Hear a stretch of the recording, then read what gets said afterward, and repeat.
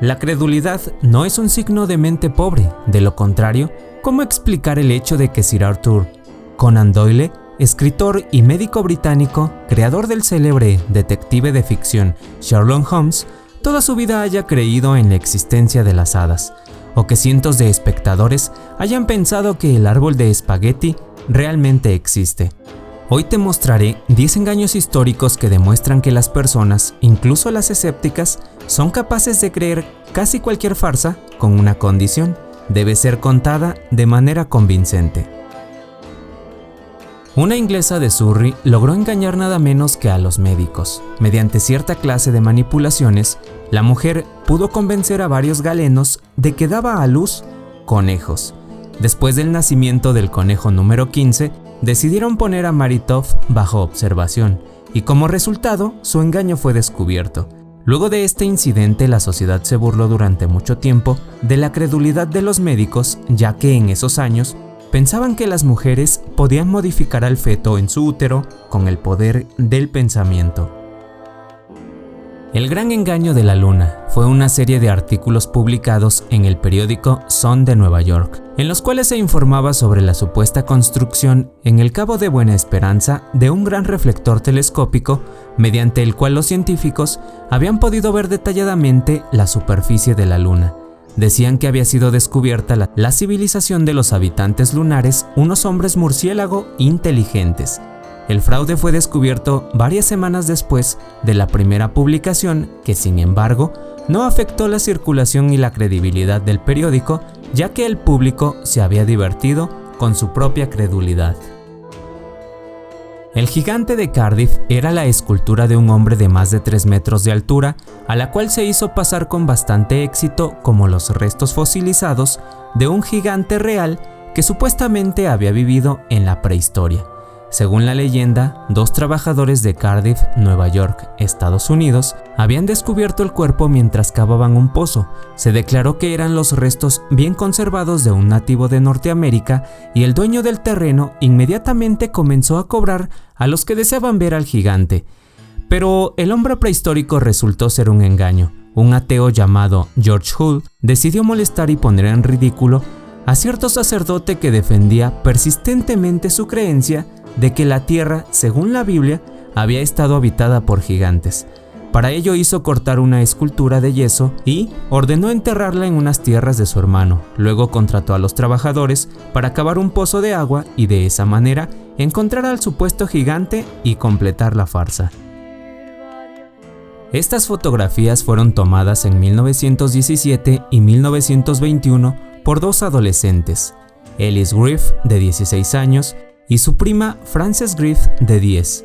Debían demostrar que las personas pequeñas, hadas, elfos y gnomos realmente existen.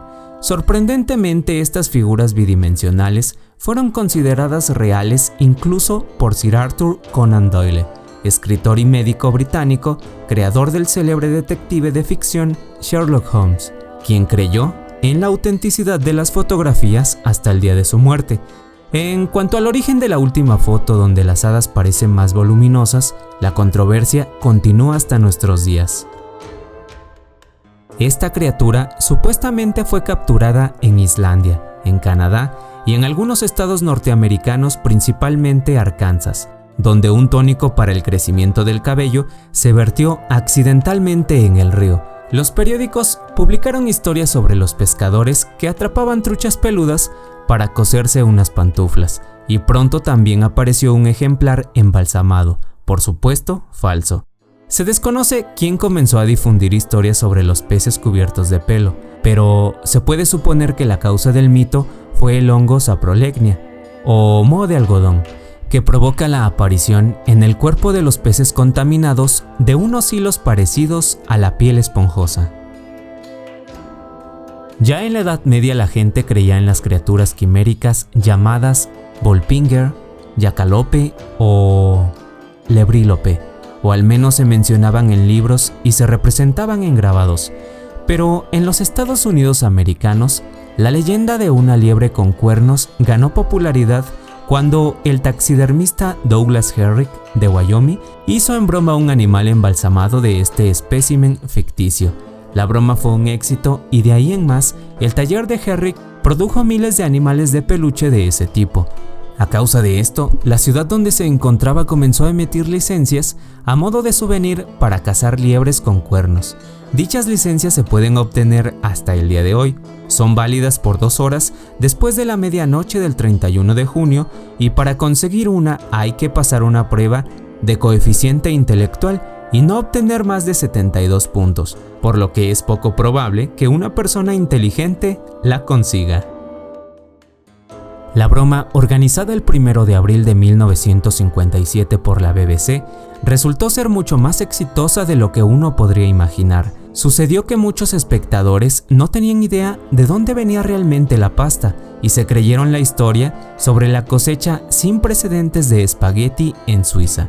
La compañía de televisión recibió un aluvión de llamados telefónicos de personas que estaban interesadas en cómo hacer crecer el árbol milagroso en sus casas.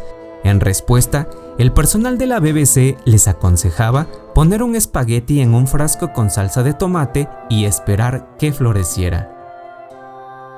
En esta foto se ve el transmisor Huntington, Inglaterra, a través del cual el 26 de noviembre de 1977 se hizo una invasión alienígena al aire. A las 17 horas con 10 minutos, durante la transmisión de las noticias de la noche, el sonido del programa fue interceptado. Las pantallas de los televisores mostraron fallas mientras se escuchaba una extraña voz electrónica que decía ser un alienígena llamado Brillon, del Comando Galáctico de Ashtar. En su mensaje, Brillon advirtió a los habitantes de la Tierra sobre una catástrofe que amenazaba al planeta en caso de que la humanidad no cambiara el rumbo y se deshiciera de sus armas del mal. El evento se considera un engaño, pero la identidad de la persona que lo llevó a cabo se desconoce hasta el día de hoy. ¿Cómo reaccionarías a una advertencia de mantenerte alejado del agua? Porque contiene una peligrosa concentración de hidrógeno. Esta broma demostró claramente cómo la falta de conocimiento básico y las actitudes prejuiciosas hacia la ciencia pueden llevar al pánico. Todo comenzó en 1990, cuando los estudiantes de la Universidad de California distribuyeron panfletos advirtiendo sobre la contaminación del agua con monóxido de hidrógeno. En realidad, ese es uno de los nombres científicos del agua que tienen por fórmula H2O. Posteriormente se crearon varios sitios web con información el peligro del monóxido de hidrógeno y en 1997 Nathan Sonner, un colegial de Idaho de 14 años, realizó un experimento para reunir votos entre sus compañeros de clase y lograr la prohibición de la sustancia nociva. Como resultado, de 50 personas, 43 votaron a favor.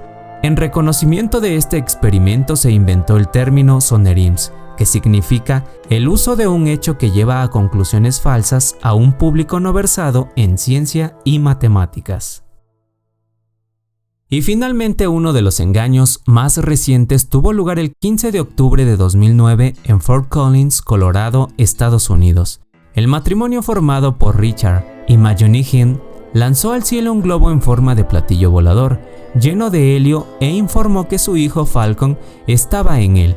Inmediatamente se organizó una operación de rescate. Los medios difundieron esta noticia y como resultado, mucha gente creyó que el niño de 6 años había hecho un viaje peligroso a una altitud de 2100 metros. Todo resultó ser mucho más que simple.